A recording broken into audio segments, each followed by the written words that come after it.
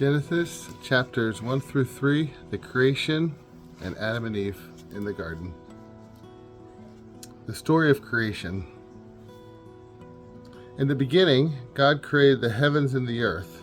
The earth was barren with no form of life. It was under the roaring ocean, covered with darkness, but the Spirit of God was moving over the water. The first day, God said, "I command light to shine," and light started shining. God looked at the light and saw that it was good. He separated light from darkness and named the light day and the darkness night. Evening came, and then morning. That was the first day. The second day, God said, "I command a dome to separate the water above it from the water below it." And that's what happened.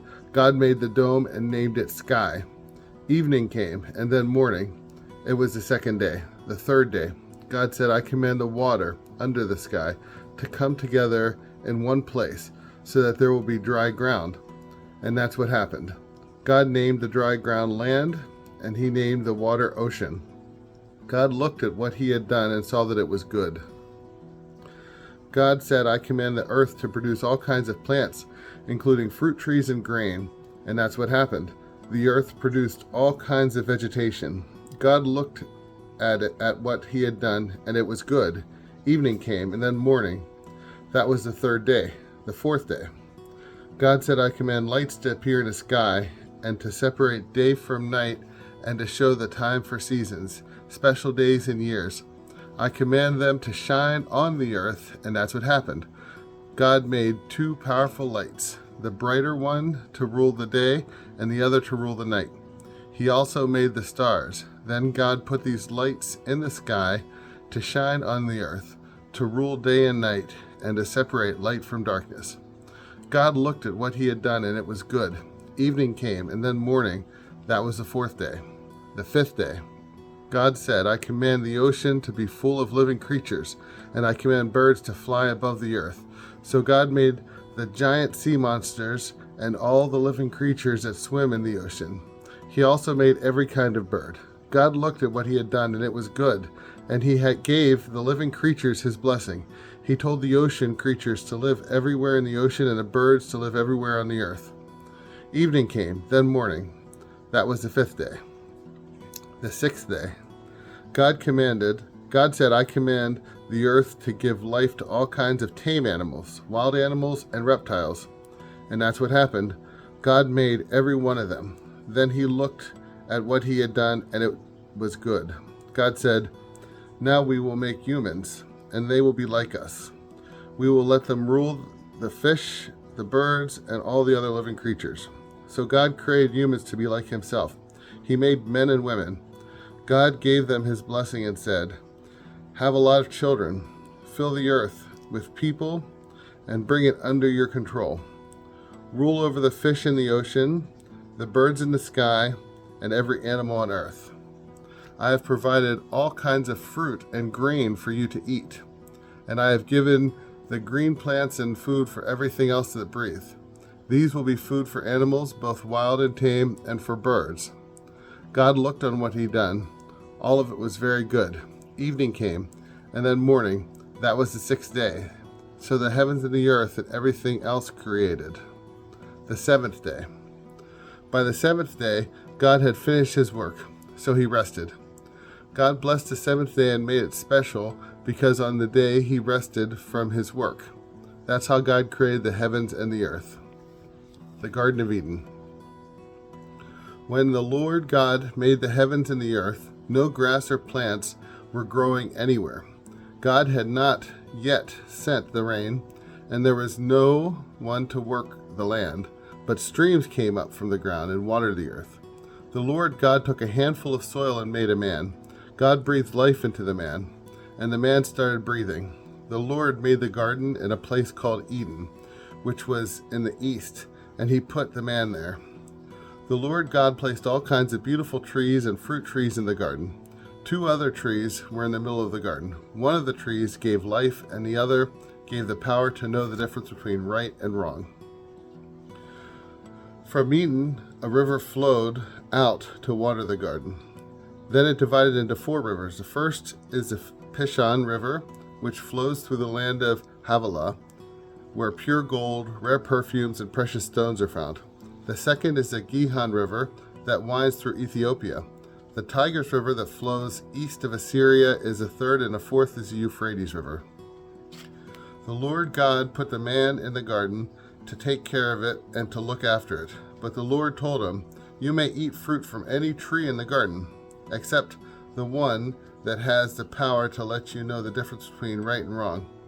If you eat any fruit from that tree, you will die before the day is over." The Lord said, "It isn't good for man to live alone. I need to make a suitable partner for him." So the Lord took some soil and made animals and birds. He brought them to the man to see what names he would give each of them. Then the man named the tame animals and the birds and the wild animals, and that's how they got their names. None of these was the right kind of partner for the man. So the Lord God made him fall into a deep sleep, and he took out of the man's rib. Then after clothing the man's side, the Lord made a woman out of the rib. The Lord brought her to the man, and the man exclaimed, "Here is someone like me. She is part of my body, my own flesh and bones. She came from me, a man, so I will name her woman." That's why a man will leave his own father and mother. He marries a woman, and the two of them become like one person. Although the man and his wife were both naked, they were not ashamed. The first sin. The snake was sneakier than any of the other wild animals the Lord God had made. One day it came to the woman and asked, "Did God tell you not to eat the fruit from any tree in the garden?" The woman answered, "God said we could eat fruit from any tree in the garden, except the one in the middle. He told us not to eat the fruit of that tree, or even touch it. If we do, we will die." "No, you won't," the snake replied. "God understands what will happen on the day that you eat the fruit from that tree. You will see what you have done, and you will know the difference between right and wrong, just as God does." The woman stared at the fruit. It looked beautiful and tasty. She wanted the wisdom that it would give her, and she ate some of the fruit. Her husband was there with her, so she gave some to him, and he ate it too. Right away, they saw that they were naked. Then they sewed fig leaves together to make something to cover themselves. Late in the afternoon, a breeze began to blow, and the man and woman heard the Lord walking through in the garden. They were frightened and hid behind some trees. The trouble with sin. The Lord called out to the man and asked, "Where are you?" The man answered, "I was naked, and when I heard you walking through the garden, I was frightened and hid." "How did you know you were naked?" God asked. "Did you eat any of the fruit from the tree in the middle of the garden?" "It was the woman who put it here with me," the man said. "She gave me some of the fruit, and I ate it." The Lord God then asked the woman, "What have you done?" "The snake tricked me," she answered, "and I ate some of the fruit." So the Lord God said to the snake, "Because of what you have done, you will be the only animal to suffer this curse. For as long as you live, you will crawl on your stomach and eat dirt. You and the woman will hate each other. Your descendants and hers will always be enemies. One of hers will strike you from the head, and you will strike him on the heel." Then the Lord said to the woman, "You will suffer terribly when you give birth, but you will still desire your husband, and he will rule over you." The Lord said to the man, "You listened to your wife and ate fruit from the tree, and so the ground will be under a curse because of what you did. As long as you live, you will have to struggle to grow enough food.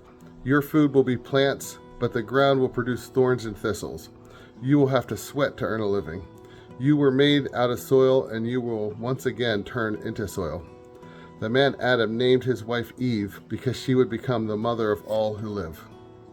Then the Lord God made clothes out of animal skins for the man and his wife. The Lord said, "These people now know the difference between right and wrong, just as we do. But they must not be allowed to eat fruit from the tree that let them live forever." So the Lord God sent them out of the Garden of Eden, where they would have to work the ground from which the man had been made. Then God put winged creatures at the entrance of the garden, and a flaming, flashing sword to guard the way to the life-giving tree.